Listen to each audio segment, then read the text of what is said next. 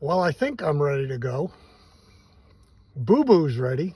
He's being gifted to friends of mine that built a house down near Roanoke, Virginia. And it's all made out of 200-year-old logs, and it's absolutely fantastic. And this is going to hang on one of the ridge poles, or the trusses, or whatever you call them, the beams in the living room.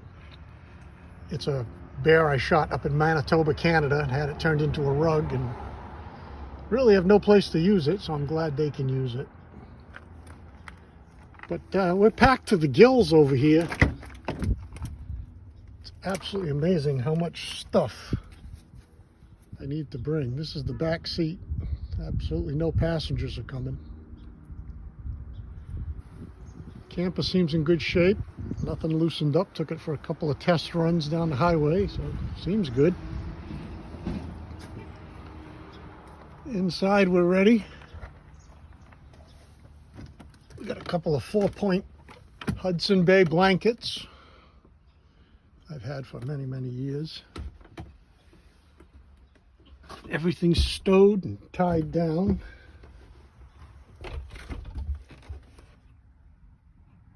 Solar system and electricity is working great.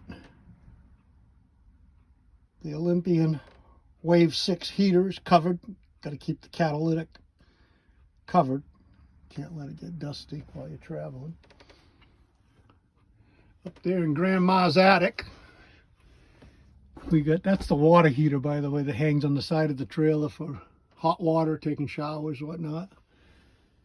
And that's the foodstuffs, towels and bed sheets and pillowcases, cooking utensils, and just general stuff. The kids gave me this sleeping bag liner a few years back. It's fabulous. For Christmas, my kid sister gave me this blanket for the trip. We got our CO2 detector and a fire alarm, smoke, heat. I got my flashlight. My daughter is a Sensi distributor. By the way, this stuff's amazing. It removes everything that other things just can't remove, like labels, you know, that you try to peel off and they're a mess, and grease stains and whatnot. Got my little handy dandy medicine cabinet. All the windows are insulated with Velcro all the way around, and this is foil on both sides with like that plastic packing material in between, you know, with the little bubbles that we love to pop. Got my sink. Built this little thing to hold my coffee cups and a bottle of water. This is interesting. This was not designed for these 2 coffee cups. And I went outside in the other trailer and I grabbed these coffee cups and they fit perfect. Are you kidding me? And that's been happening a lot on this project. It seems like every time I need a piece of wood 31.5 inches long or a piece of steel or something, I'd just go in the pile and it would be there. It's really weird. My 750 watt toaster that runs off the inverter. As you can see, everything's tied down. Coffee, gotta have it. The T-Mobile internet gateway, fabulous. Found this really cool little timer. I don't want the gateway to run all night. It draws almost 5 amps. It's a real power hog. So I got this little timer that's real easy to set on, off, and then you've got, 15 minutes, 1 hour, 2 hours, 3 hours. You just hit the button. You don't have to go through this whole rigmarole of programming a timer. I got my TV with the Roku. Electric heater for those times that I'm actually going to be able to plug in. Gotta have my hats, you know me. This little panel over here is interesting. It's got a USB outlet, a cigarette lighter outlet, But here's the interesting thing. I put a temperature probe down in the refrigerator. Now, the refrigerator is supposed to be at 40 degrees or less. Between 35 and 40 is what the restaurant association says it needs to be at.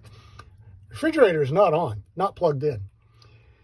But this floor in this camper gets so cold. It's really pretty amazing. The heat just doesn't seem to get down there, and it's really warm in bed. Very warm, actually. And up here, it's warm. I mean, it's like right now, the heat's not on or anything, and it's, I don't know, I think outside it's 28.6 degrees, and yet inside here, it's like 55 degrees. But if I put the temperature probe down on the floor, I bet the floor is about 35 degrees. Pretty interesting. Another thing I think you might find interesting is these blinds, these mini blinds.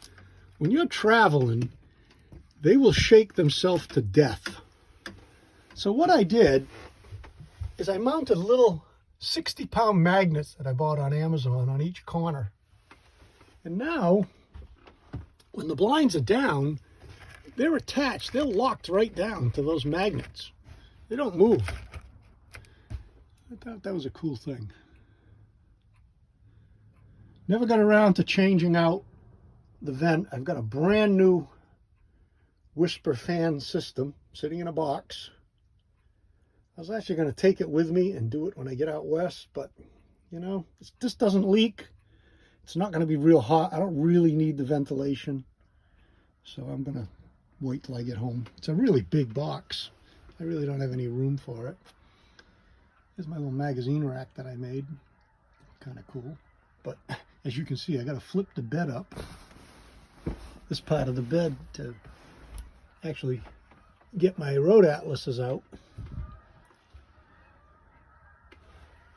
I added one more thing just before I left, and that's this temperature probe. Oh, look at that, temperature went up to 30.0.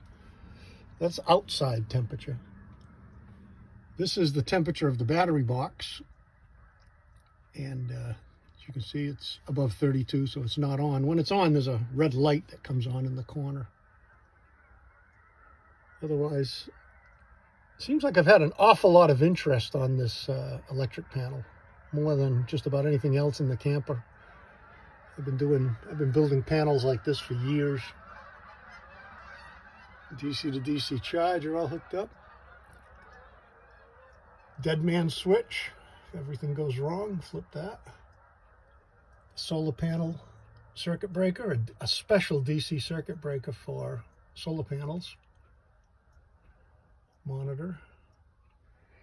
And then a shunt-based battery monitor, which measures current going in and out. You can't measure voltage on lithium batteries because they stay constant until they die. So it looks like you got full battery, and then 2 seconds later, you got nothing. You have to measure current. And as you can see, after last night, running the TV and charging the phone and whatnot, I'm at 67.4%. And the sun's not up yet. It's early. And we're using, because the little arrow is pointing down, I don't know if you can see that, I got some glare here. We're using 1.07 amps. And that's basically the lights. If I shut the lights off, watch that die. Goes right down. So obviously these lights, even though they're LED, they're very bright. And by the way, if I dim them even, which shows that it's a real dimmer, the voltage goes down. I love this stuff. So anyways, that's it.